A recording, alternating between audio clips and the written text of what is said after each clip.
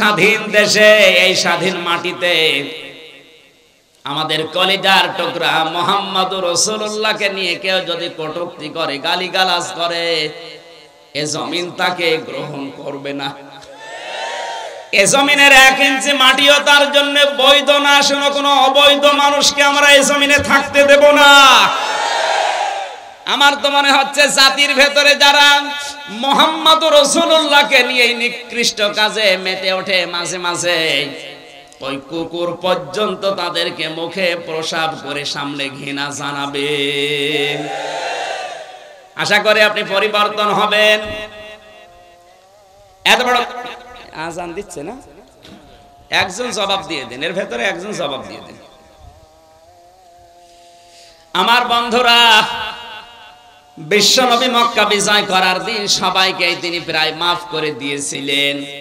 জানিয়েছিলেন সাহাবীরা যারা কাবা শরীফে আশ্রয় নেবে তাদেরকে কিছু বলবা না, যারা আবু সুফিয়ানের ঘরে থাকবে ওদেরকে কিছু বলবা না, যারা নিজেদের ঘরে অবস্থান নিয়ে দরজা আটক করে রাখবে তাদেরকে কিছু বলবা না। এক সাহাবী এসে বলে, হে নবী, আপনি যে 3 জায়গায় অবস্থান নেওয়ার কারণে নিষেধ করলেন কিছু বলতে, কিন্তু আপনাকে গালি দিয়েছিল অকথ্য ভাষায়। ওই লোকটা দেখলাম কাবার গিলাফ ধরে বসে আছে বাঁচার জন্য। আল্লাহর নবী বলেন, ওকে নিয়ে আসো, ওকে কতল করে বিদায় করে দাও। আপনি টের পেয়েছেন কি বললাম? যাদের বিরুদ্ধে মাপের ঘোষণা দিলেন, যাদের পক্ষে, সেই লোকটা গালি দিয়েছিল রাসূলকে। এজন্য নবীজি বললেন, কাবার গিলাফ ধরে আছে, তাদের করে নিয়ে আসো, ওকে হত্যা করে বিদায় করে দাও। দুনিয়ায় থাকার কোনো অধিকার তার নেই। বারবার এগুলো দেওয়া যাবে না, যারা দেবেন পরে দেবেন। আমার বন্ধুরা, আপনার বিবেক যদি থাকে, আপনি এখান থেকে আশা করছি কিছু নিয়ে যাবেন। আমাদের জননী প্রধানমন্ত্রী শেখ হাসিনা আজকে ঘোষণা দিয়েছেন, দাড়িওয়ালা টুপিওয়ালা মানুষ দেখে কেউ আজে বাজে মন্তব্য করবেন না। এই দাড়ি টুপি কি আমির হামজার? রাসূলের। কার? মানে রাসূলের প্রতি সম্মান দেখিয়েছেন। ওনার জীবনে যদি কিছু কবুল না হয়, অন্তত এই কথাটা কবুল হবে। কারণ বিশ্বনবীর পক্ষে পৃথিবীতে যে যা করেছে, আল্লাহ কাউকে মাহরুম করেন নাই, কিছু না কিছু দিয়েছেন। নবীজির আপন চাচা আবু লাহাব, এই লোকটার মতো নবীকে কষ্ট দিয়েছে পৃথিবীতে আমি আর কাউকে পাইনি। কারণ তার পুরা জীবন পড়ে দেখেছি, সব চাইতে বেশি কষ্ট দেওয়ার কারণে আল্লাহ তার নাম ধরে একটা সূরা দিয়েছেন, সূরা লাহাব। কোন সূরা? আল্লাহ তাআলা বলেন, তাব্বাত ইয়াদা আবি লাহাবি ওয়া তাব। শব্দের দিকে খেয়াল করেন, তাব্বাত ইয়াদা নেছিল 2 বছরের কারণে নুনটা পড়ে গেছে। আল্লাহ তাআলা বলেন, তাব্বাত ইয়াদা, ধ্বংস হয়ে যাক আবু লাহাবের 2 হাত, এবং সে নিজে, এবং সে ধ্বংস হয়েছে। শব্দের দিকে খেয়াল করলে দেখতে পেলাম আবু লাহাব নবীকে পাথর নিক্ষেপ করেছিল 1 হাত দিয়ে। কয় হাত? এখানে আল্লাহ কয় হাতের কথা বললেন? আরো জোরে। আল্লাহ কি অবিচারক না? মানে এখানে ইয়াদুন না দিয়ে ইয়াদা দিলেন কেন? আপনি যদি এই মোবাইলটা এখন এভাবে নিক্ষেপ করেন, দেখবেন এই হাত দিয়ে যদিও জোরে নিক্ষেপ করবেন, এই হাত নড়াচড়া করবে। আসতে বলে আবু লাহাব পাথর ঠিক নবীর দিকে এভাবে নিক্ষেপ করেছিল, কিন্তু ওর এই হাত, এই বামটা নড়াচড়া করে শক্তি জুগিয়েছিল। আজ বাংলাদেশ সহ বিশ্বে যারা বিশ্ব নবীর আদর্শের বিপক্ষে আছেন, নবীওয়ালা মানুষগুলোর বিপক্ষে আছেন, আল্লাহর নবীকে নিয়ে যারা কটূক্তি করেন, বাবারও ক্ষমতা আপনার ছিল না যদি পেছন দরজা দিয়ে আপনাকে কেউ নাড়াচাড়া না দেয়। আপনাকে আহ্বান জানাচ্ছি, হয়তো ডান হাত দিয়ে অনেকে চেষ্টা চালাচ্ছে বিভিন্ন কায়দায়, আপনি যে রাঘব আল বাম হাত দিয়ে পেছন দরজা দিয়ে নাড়াচাড়া দিয়ে সাহস যোগাচ্ছেন, আল্লাহ পাক যদি আপনাকে ধরে, পেছন দরজায় যারা আছে তারাও ছাড় পাবেন না। আল্লাহ ইয়াদা শব্দ দিয়ে এটা জানিয়েছেন, আবু লাহাবের তো 1 হাত ধ্বংস করলে ওর শাস্তি হয়ে যেত, ওর ডান হাত ব্যবহার করে নবীকে কষ্ট দিয়েছে, বাম হাতটা আমি ধ্বংস করলাম এই কারণে, কারণ ওই হাত একটু নড়াচড়া করে সাহস জুগিয়েছিল, শক্তি জুগিয়েছিল। এতটুকুই না, ও যার উপরে ভর করে এই কাজ করত, ওর প্রভাব প্রতিপত্তি ছিল, টাকা পয়সা ছিল, এই কারণে আল্লাহ পরবর্তী আয়াতে দিয়েছেন মা গনা আনহু মালুহু ওয়া মা কাসাব। যার উপরে নির্ভর করে নবীর বিরুদ্ধে অবস্থান নিয়েছো, তোমার ওই টাকা পয়সা কোনো কাজে আসবে না যেগুলো তুমি অর্জন করেছিলে। আবু লাহাব ওই সময় ছিল ওই দেশের ধর্মমন্ত্রী। কি ছিল? আসতে বলেন। ওর ধর্মমন্ত্রীকে পর্যন্ত আল্লাহ ছাড়েননি। অমা কাসাবা, সে যা অর্জন করেছিল টাকা পয়সা, ক্ষমতা, প্রভাব প্রতিপত্তি, কার পেছনে লাগার কারণে? নবীজির। জোরে বলুন। আল্লাহ তো শেষ করতে পারতেন এই দুইটা আয়াত দিয়ে। আল্লাহ তাআলা বলেন সায়াসলানা রংদাতালাহাব।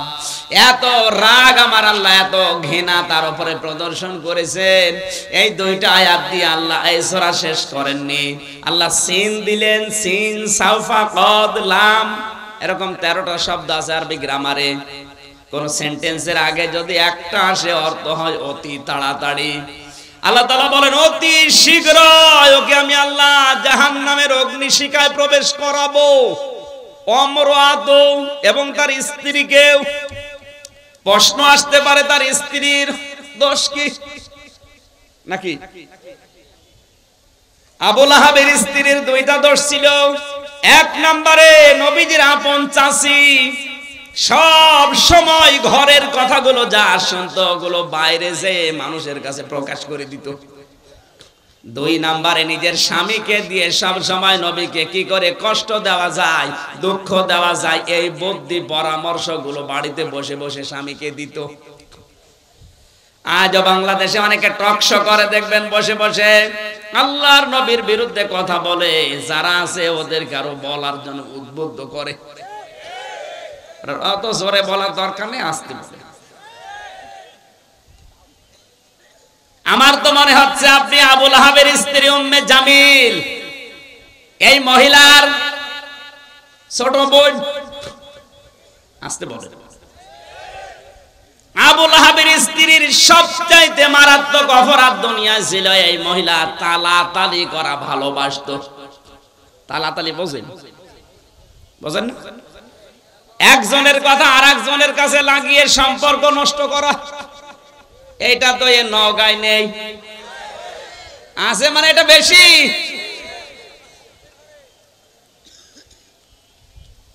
আব্দুল গাফফার ভাইয়ের সাথে অনেকের হয়তো মিল নেই, খোঁজ খবর নিয়ে দেখবেন, কাছে যেয়ে দেখবেন বিষয়টা কিছু না, শুধু তালাতালির কারণে সম্পর্ক দূরত্ব হয়ে গেছে। তালাতালি করা কত বড় মারাত্মক অপরাধ। আল্লাহর নবী বলেন যে এলাকায় মানুষ তালাতালি করে ওই এলাকার মানুষের দোয়া কবুল আল্লাহ বন্ধ করে দেয়। আমরা এত বিপদে পড়ার পরে দোয়া করলে কবুল হচ্ছে না, আমার মনে হয় তালাতালি করা কোন লোক এলাকায় আছে না? নেই। এটা মেয়েদের ভেতরে বসে এক জায়গায় বসলে শুধু আসতে বলে। আমি একটা হাদিস বলছি, এবার শুনেন, তিরমিজি শরীফের হাদিস। আল্লাহর নবী বলেন কিয়ামতের দিন আল্লাহ 5 প্রকার মানুষের দিকে ফিরে তাকাবেন না। আপনি কি লক্ষ্য করলেন কি বললাম? কিয়ামতের দিন 5 প্রকার মানুষের দিকে আল্লাহ ফিরেও তাকাবেন না। তার 1 নম্বরে যারা তালাতালি করে দুনিয়ায়। কারা আছেন এই চরিত্রের হাত তোলেন তো।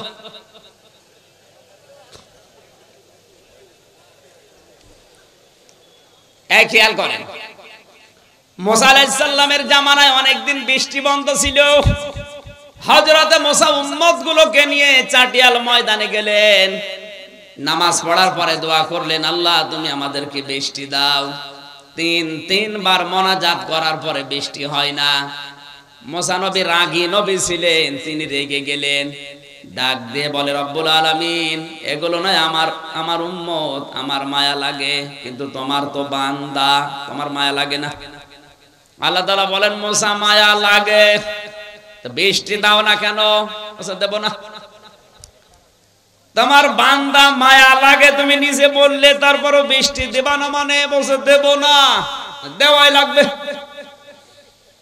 আল্লাহ তাআলা বলেন মুসা বৃষ্টি আমি দিতে পারি কিন্তু দেব না, কারণ যাদেরকে নিয়ে দোয়া করলে ওর ভেতরে নামিমা তালাতালি করা একজন মানুষ আছে, ওরে যতক্ষণ বের করে না দিবা ততক্ষণ দোয়া কবুল হবে না।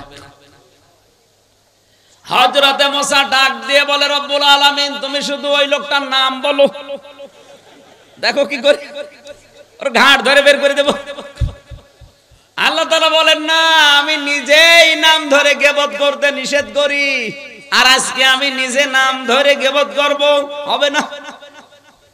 মুসা নবী বললেন আল্লাহ আমি তো আর আলিমুম বিযাতিস সুদূর না, মানুষের মনের খবর আমি তো জানি না, সুতরাং এই মুহূর্তে যদি ওর নাম ধরে তোমারে বলি এতগুলো মানুষের সামনে তুমি ওর ঘাড়ে ধাক্কা দিয়ে বের করে দিব, অপমান হবে, আমি পারবো না। হযরতে মুসা বলে আল্লাহ আমি তো জানি না মানুষের মনের খবর, আমি টের পাবো কি করে? আল্লাহ তাআলা বলেন মুসা তোমাকে আমি কয়েকটা সিমটম বলি, তার ভেতরে এক নম্বরে তুমি সবাইকে নিয়ে তাওবায়ে নাসুহা করো, মন থেকে যদি সবাই তওবা করে ওই লোকটাও তওবা করবে, আর যারা মন থেকে তওবা করে তাদেরকে আমি আল্লাহ বেগুনাহ ব্যক্তির মতো বানিয়ে দেই। সবাইকে নিয়ে তওবা করার পরে এবার মোনাজাত করলেন, মোনাজাত শেষ হতে দেরি আমার আল্লাহ বৃষ্টি নাজিল করতে দেরি করলেন না। সুতরাং এখানে যদি কোনো তালাতালি করা, একের কথা অন্যের কাছে লাগানো, সম্পর্ক নষ্ট করা কোন লোক থাকেন আপনি চলে যান, নাই তো আজকের মাহফিল আজকের মোনাজাত সব মাঠে মারা যাবে। চলে যান ভাই, দেখেন তো কেউ যাচ্ছে কিনা। যেটা যাবে বুঝবেন ওইটা ওই 2 নাম্বার না, এটা বাদ দেওয়া লাগবে। আমি হাসির খোরাকি দেইনি, এটা বাদ দেওয়ার দরকার আছে না? আপনাকে কিয়ামতের দিন আল্লাহ ঘুরেও দেখবে না যে আপনি আল্লাহর বান্দা ছিলেন না বান্দি ছিলেন, তাকাবেই না। কয় প্রকার মানুষ? এক নম্বরে যারা এই তালাতালি করে, কিছু দেওয়ার পরে খোঁটা দেয়। 2 নম্বরে যারা অহংকার করে টাকনুর নিচে কাপড় পরিধান করে। বিজ্ঞান এখন তথ্য দিয়েছে 1500 বছর আগের এই হাদিসটা, মাস ফালা মিনাল কাবাইনি মিনাল ইজারি ফিন্নার, তোমার টাকনুর নিচে লুঙ্গি পায়জামা প্যান্ট দ্বারা যেগুলো ঢাকা থাকবে ওইটা জাহান্নামে না চলে জান্নাতে আসবে না। কেন বললেন? নবীজির এই কথাকে বিজ্ঞান পরীক্ষা করে দেখেছে, মানুষের এই টাকনুর নিচে যে ছোট্ট একটা রগ আছে ওটা খুব মোলায়েম, ওটা যদি বারবার, এটা মেয়েদের পুরুষের কিন্তু আবার আলাদা, পুরুষের ক্ষেত্রে এই জায়গাটা আলো বাতাস লাগা দরকার। এই যে রগটা যদি বারবার আপনার লুঙ্গি প্যান্ট পায়জামা দ্বারা বারবার ওখানে ঘর্ষণ লাগে তাহলে প্যারালাইসিস হওয়ার অথবা ক্যান্সার হওয়ার সম্ভাবনা আছে। বিজ্ঞান এই ছোট্ট হাদিস গবেষণা করে অনেকে আজ মুসলমান হয়ে গেছে। আশা করছি আপনি হাদিসটা আমল করবেন, শুধু নামাজের সময় না, সব সময় না, নামাজের সময়। 3 নম্বরে যারা বৃদ্ধ জিনাখোর, বুড়ো জিনাকারী, এটা এখন বাংলাদেশে দিন দিন বেড়ে যাচ্ছে। যুবক মানুষ নাকি খেপে গেলে তারে ঠেকানো যায় হাদিস কোরআন বলে, আর বুড়ো মানুষ খেপলে না করে বাঁশ মেরেও ঠেকানো যায় না। বাংলাদেশে আজ হাজারো জায়গা থেকে আমরা মেয়েদের কান্নার আওয়াজ পাচ্ছি, যাদের রুম থেকে কান্নার আওয়াজ আসে যুবক মানুষ না, দেখবেন বুড়ো মানুষ। আসতে বলেন। আজকে দিনাজপুরের ডিসির নাম বেরিয়েছে, জামালপুরের ডিসির কথা নয়, বাদই দিলাম। এগুলো কি যুবক না বুড়ো? আসতে বলেন। এই জন্য আমার যতটুকু ধারণা, আমার যতটুকু মনে হয়, এই দেশে যাদের সম্পদ আছে, ধনী মানুষ, ওর একটা বিয়ে করলে হবে না, ওর কমপক্ষে 3-4টা বিয়ে করা লাগবে, তাও হবে না। না, এদেশে যদিও সামাজিক অবস্থায় এটা নেই, একটার বেশি 2টা বিয়ে করলে মানুষ উল্টা চোখে দেখে। কথা বলেন না কেন? আব্দুল গাফফার সাহেবকে আল্লাহ যা দিয়েছে, যে সম্পদ, যে ক্ষমতা, যে প্রভাব প্রতিপত্তি, একটা বিয়ের পরে যদি দুইটা বিয়ে করে আমরা অনেকেই মনে করব নষ্ট হয়ে গেছে। ওনার দ্বারা এখন কিন্তু একটা না, আমার মনে হয় একটা বউ থাকে ঢাকায় আর একটা নজিপুরে থাকা দরকার। এ কথা বলছেন না? আজ হাজারো ধনী মানুষের চরিত্রগুলো আপনি লক্ষ্য করে দেখবেন, এদের যে চরিত্র, কিয়ামতের দিন আল্লাহ এদের দিকে তাকাবে না, কারণ অধিকাংশ বুড়ো মানুষ জিনাখোর। 4 নম্বরে অহংকারী ফকির। ফকির আবার অহংকারী হয় আছে? ফকির অহংকারী বলতে এখানে কি বুঝলেন হাদিস? এই ফকির মানে যারা ভিক্ষা করে এই ফকির না, এই ফকির হচ্ছে পৃথিবীর সব বান্দা বান্দি আমার আল্লাহর কাছে ফকির। এমন সময় কারেন্ট গেল, জেনারেটর নেই,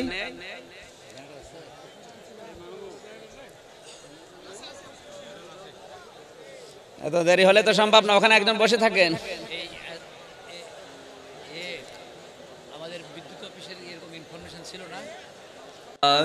ইলাহা ইল্লাল্লাহ সুবহানাল্লাহ আলহামদুলিল্লাহ লা ইলাহা ইল্লাল্লাহ সুবহানাল্লাহ আলহামদুলিল্লাহ লা ইলাহা ইল্লাল্লাহ লা ইলাহা ইল্লাল্লাহ মুহাম্মাদুর রাসূলুল্লাহ। আমার ভাইরা, আল্লাহ রাব্বুল আলামিনের তুলনায় আমরা যারা পৃথিবীতে আছি, আল্লাহ বর্ণনা দিয়েছেন আল্লাহুল গনিয়্যু ওয়া আনতুমুল ফুকারা। হে পৃথিবীর মানুষেরা, আমি আল্লাহ শুধুমাত্র ধনী, তোরা সব ফকির। আল্লাহর তুলনায় আমরা কি? আরো জোরে। শুধু ফকির না, ফকিরের ঘরের ফকির। ফকির না আমরা? এই জন্য ফকির যারা আমরা, আমাদের অহংকার সাজে না। কি হনুরে হনুমান হয়ে গেছে। অহংকার যাদের ভেতরে পয়দা হয়, এটা দূর করা লাগবে, নয়তো কিয়ামতে আপনি আল্লাহর নজর পাবেন না। শেষ নাম্বারে আল্লাহর নবী বলেন, কিয়ামতের ময়দানে ওই মানুষগুলোর দিকে আমার আল্লাহ তাকাবে না যারা, এটার বলার দরকার নেই, পৃথিবীতে যারা মিথ্যাবাদী প্রেসিডেন্ট, মিথ্যাবাদী যারা প্রধানমন্ত্রী, এদের দিকে আল্লাহ কিয়ামতের দিন তাকাবে না। এটা এই দেশে নেই, যে দেশে আছে ওই দেশে গেলে আমি বলবো। সুতরাং এই 5 প্রকার মানুষের নাম আমি হাদিসের ভেতরে পেয়েছি, তিরমিজি শরীফের হাদিস।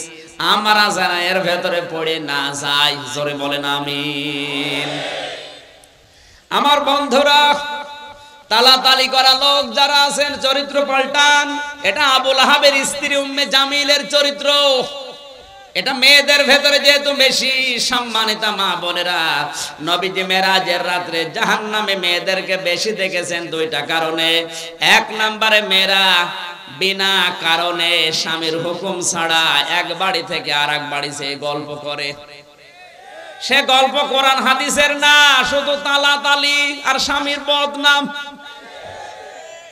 এরকম বউ আছে? কার হাত তোলেন তো? আলহামদুলিল্লাহ, এলাকায় এরকম মহিলা নেই। আবুল আহাবের কথা বলছিলাম।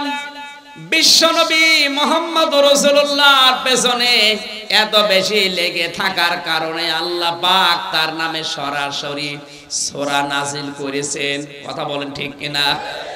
তার চাইতেও ভয়ঙ্কর তো কাফের ছিল, কিন্তু তাদের নামে তো আল্লাহ সূরা দেয়নি।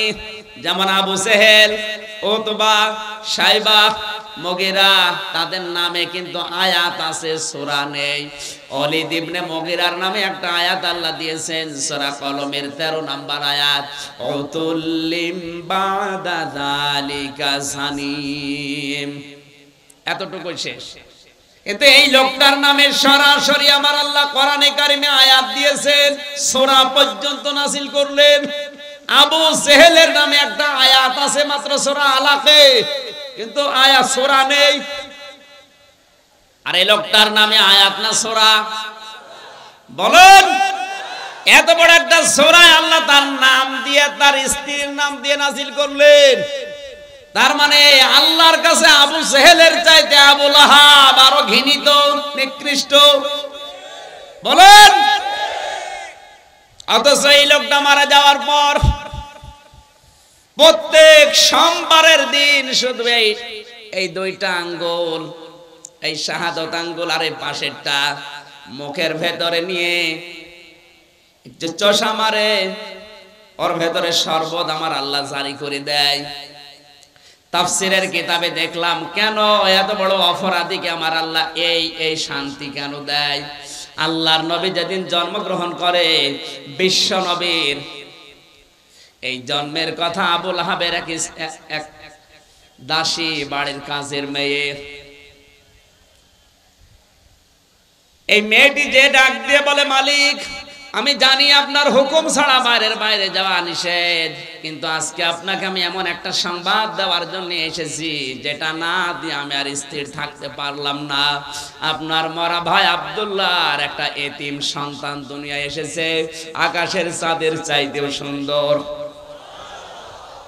আপনার ভাই থাকলে অনেক খুশি হতো।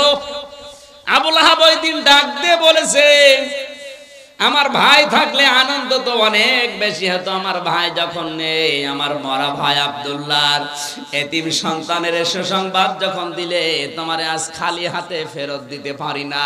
আজকে তোকে আমি একটা পুরস্কার দিলাম, এই দুইটা আঙ্গুল দিয়ে বলেছিল তোরে আমি আজাদ করে দিলাম, মুক্ত করে দিলাম। আল্লাহ পাকের কাছে এই বিষয়টা এত পছন্দনীয়, কারণ এই কথাটা করেছে, এই কাজটা করেছে ও নবীর পক্ষে। কার পক্ষে? বলেন, এত বড় কাট্টা কাফের নবীর পক্ষে অবস্থান নেওয়ার কারণে এই যে দুই আঙ্গুল নিয়ে, এই জন্য কিয়ামত পর্যন্ত ওই দুইটা আঙ্গুল শুধু সোমবারের দিন একটু চষা দেবে, সর্বদা আমার আল্লাহ জারি করে দেবে। বারবার এত ডিস্টার্ব হয় কেন? আমার বন্ধুরা, আমরা অনেকেই বালাগাল উলাবে কামালিহি পড়ে। আমার তো মনে হয় অনেক মুসলমান এটাকে দরুদ শরীফ মনে করে পড়ে, অথচ এটা দরুদ না, এটা কোরআনেরও আয়াত না, হাদিসেও নেই, এটা একটা কবিতা। এটা কি বলেন না কেন? আমি বিশ্বের যতগুলো দেশ এবার ঘুরেছি,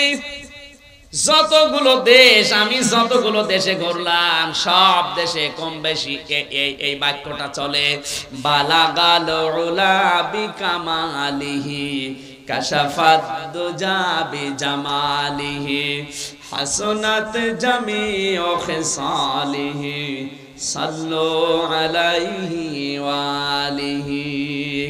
তাও মানুষ এমনি এমনি পড়ে না, মহব্বত দিয়ে, ভালোবাসা দিয়ে, দরদ দিয়ে পড়ে।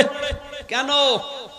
এটা কিন্তু নবীজি নিজে লেখেন নাই, সাহাবী লেখেন নাই, লিখেছেন শেখ সাদি রহমতুল্লাহ আলাইহি। সারাটা জীবন বিভিন্ন কবিতা লিখেছেন। 120 বছর তিনি হায়াত পেয়েছিলেন। 30 বছর একাধারে তিনি ছোটবেলা থেকে জ্ঞান অর্জন করেছিলেন। বাকি 30 বছর তিনি ওই জ্ঞানকে বিতরণ করেছিলেন। বাকি 30 বছর তিনি বিভিন্ন দেশে সফর করেছিলেন। বাকি জীবনের শেষ 30 বছর তিনি হাজারো বই লিখেছিলেন। গুলিস্তা অবস্থা, এর ভেতরে অন্যতম হচ্ছে এই চরণটা। কলম হাতে নিয়ে চিন্তা করলেন, পৃথিবীতে কত কিছু লিখলাম, কিন্তু নবীজির নামে আমি তো কিছু লিখতে পারলাম না। কলমটা হাতে নিয়ে তিনি এই 3টা চরণ লিখলেন, কিন্তু 4র্থ নম্বর লাইনটা তার আর মনে আসে না। তাহাজ্জুদের নামাজ আদায় করে যায় নামাজে ঘুমিয়ে গেলেন। গভীর রজনীতে বিশ্বনবী এসে ডাক দিয়েছে, সাদি কি লিখছিলে দেখাও। হযরতে শেখ সাদি বলে, হে রাসূল, জীবনে বহু কবিতা লিখেছি, কোনোদিন আমার কলম থেমে যায়নি। আজকে আপনার নামে লিখতে গিয়ে দেখি 3য় নাম্বার লাইনের পরে আমার আর মনে আসে না।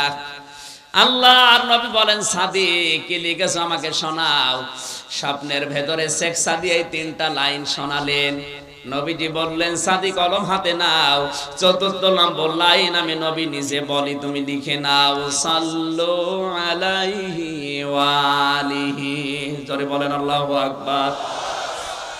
হযরতে শেখ সাদি জীবনে কত কিতাব লিখলেন, ওগুলোর নামও কেউ জানে না অনেকে। গুলিস্তা বস্তার ভেতরে হাজারো চরণ আছে, কেউ কোনোদিন পড়েও দেখে না। অথচ এই 4টা লাইনের ভেতরে একটা লাইন মাত্র নবীজি নিজে বলেছিলেন। আল্লাহর নবীর নামে লেখার কারণে এটাকে আমার আল্লাহ চিরন্তন করে দিয়েছেন। বাংলার মুসলমানেরা, এজন্য আমাদের উচিত হবে কোন সময় যেন নবীজির আদর্শের উপরে, বিশ্ব নবীর কণ্ঠের উপরে তার আওয়াজ যেন আমাদের আওয়াজ উপরে না যায়। তার আচরণগুলো যদি আপনার খারাপ লাগে আপনি চুপ থাকবেন, যদি ভালো না লাগে চুপ থাকবেন। আপনি বিরুদ্ধে অবস্থান নিলে কখন আপনার ঈমান আমল ধ্বংস হয়ে যাবে আপনি টেরও পাবেন না। বারবার কারণ একবারের জেনারেটরে চালান।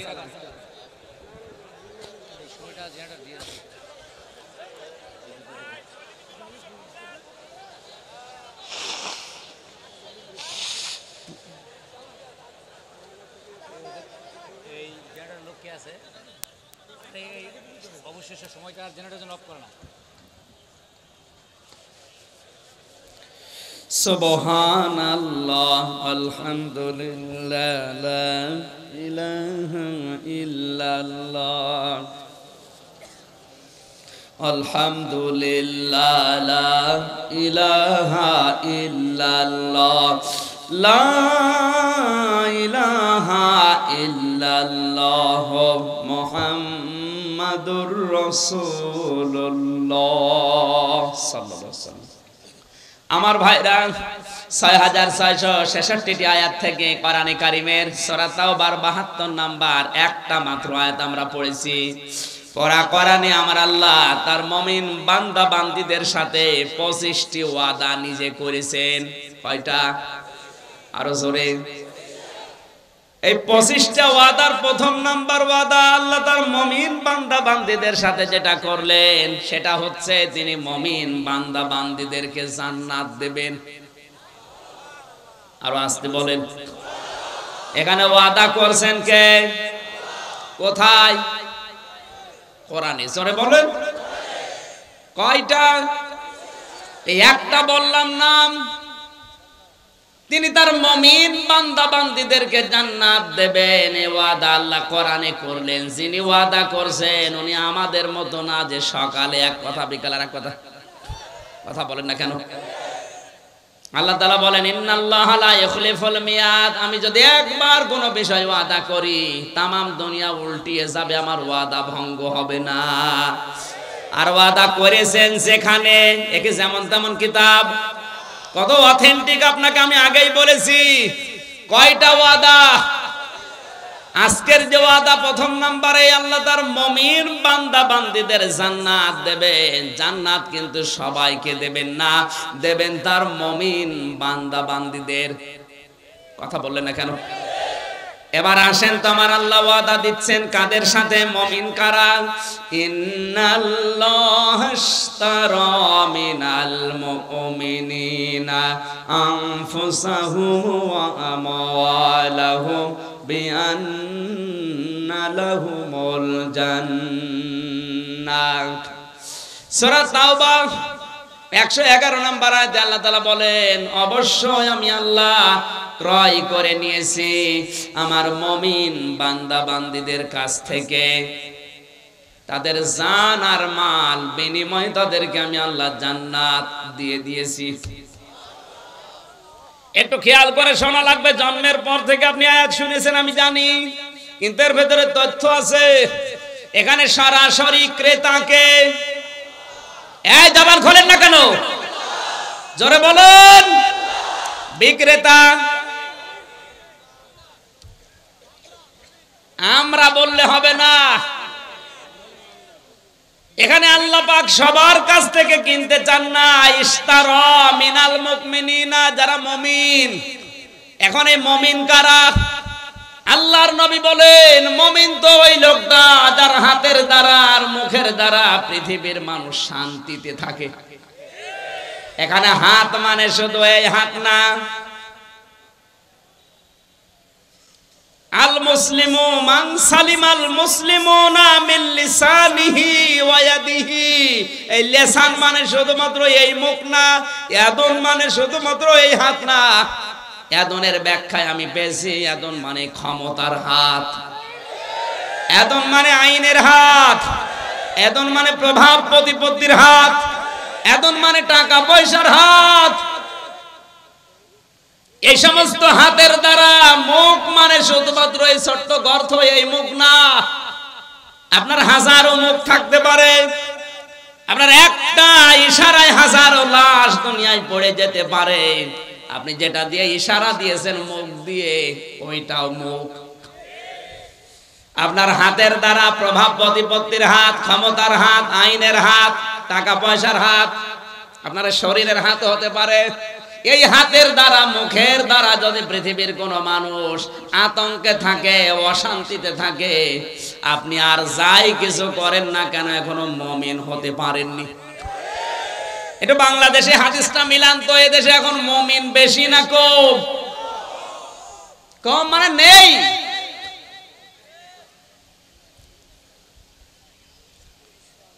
আমরা মনে করি এই দেশে ৯৬% মুসলমান, এরপরেও দেশে ইসলাম কায়েম হয় না কেন?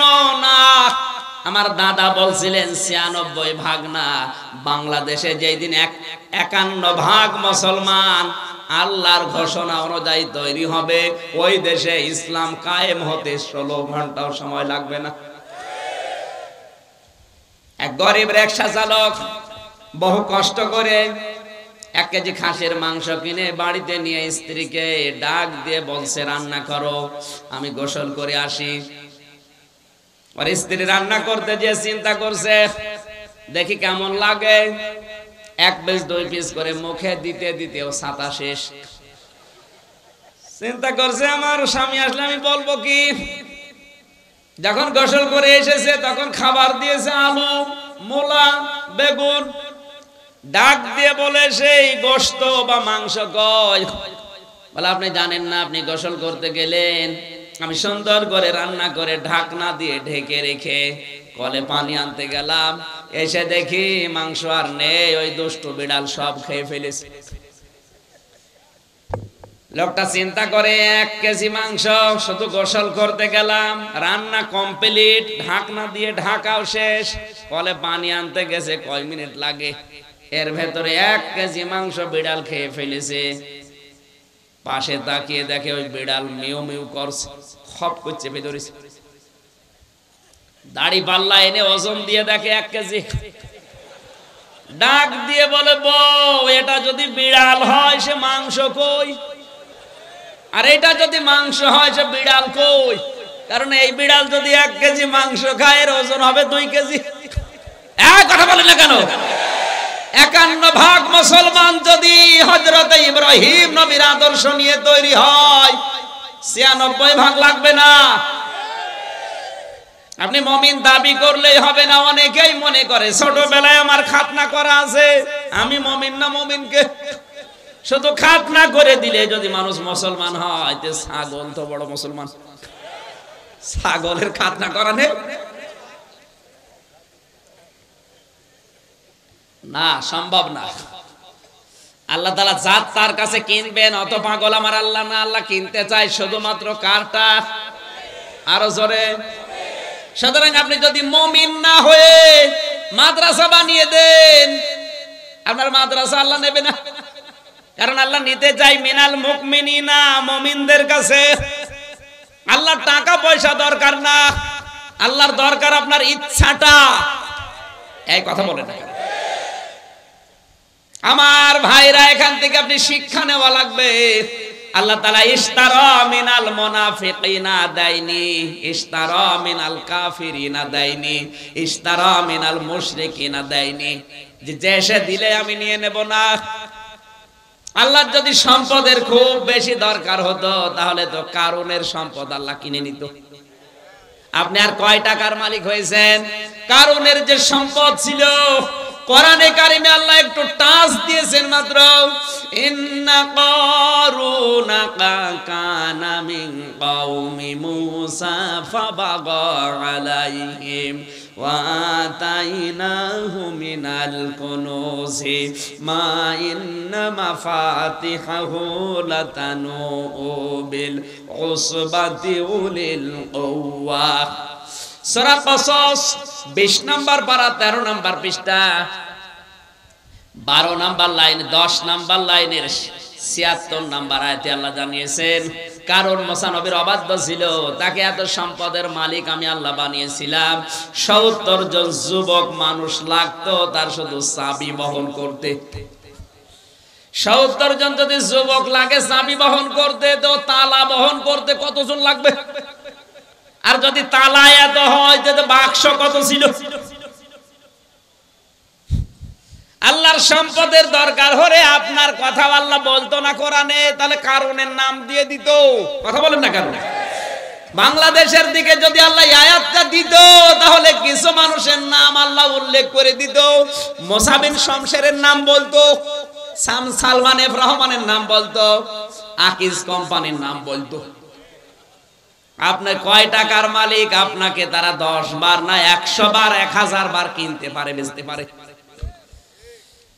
আমি আকিজ কোম্পানির আদ্দিন হাসপাতাল, যেটা আকিজের বড় ছেলে ডাক্তার মহিউদ্দিন, ঢাকা মগবাজারে আদ্দিনে আমি জমান নামাজ পড়াই মাসে 2 বার। আমি দেখেছি ওদেরকে আল্লাহ যে সম্পদ দিয়েছে, বাংলাদেশের ভেতরে এখন ওরা 3 নাম্বার ধনী। 10টা ধনী যদি থাকে পুরা দেশে, ওনারা আছে 3 নাম্বারে। আর আপনার তো নামই নেই আছে, তাহলে আপনি তো ওর ভেতরেই নেই। তাহলে ইশতারা মিনাল মুমিনিনা, আল্লাহ কিনতে চান, কিন্তু সবারটা না। কার? আরো জোরে।